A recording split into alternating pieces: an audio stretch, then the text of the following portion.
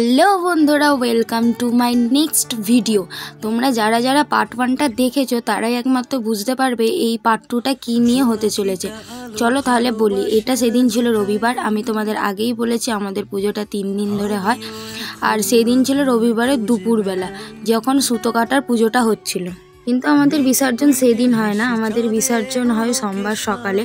আর দেখো সবাই কত ভিড় জমিয়ে দিয়েছে মন্দিরে, কারণ তখন সুতো কাটা হচ্ছিল আর সবাই দেখবে বলে, সেই জন্য আরও।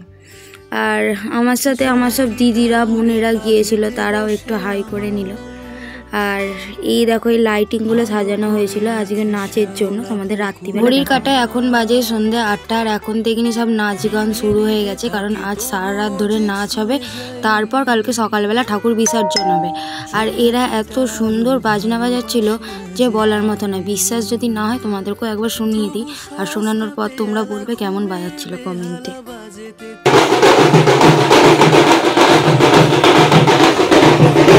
আর এই দেখো তোমাদেরকে সকালবেলা যে লাইটগুলো দেখিয়েছিলাম সেইগুলো এখন থেকে জ্বলতে শুরু হয়ে গেছে। কত সুন্দর লাগছে, তোমরা একবার দেখে নাও এই লাইটগুলো।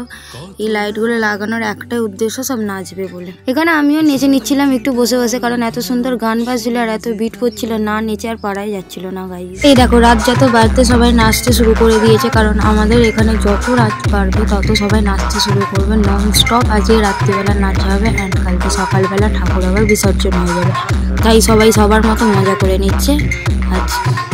আর দেখো এরকম বক্সের বিট করলে কারা না নেচে থাকতে পারে বলতো, সেই জন্য আমি একটু এদের সাথে নেচে। পার্ট 2টা কেমন লাগলো সবাই কমেন্টে জানিও, এবং বিসর্জনে কি কি হলো সেটা আমি তোমাদের নেক্সট ভিডিওতে দেখাবো। আজকে এখানেই শেষ করলাম।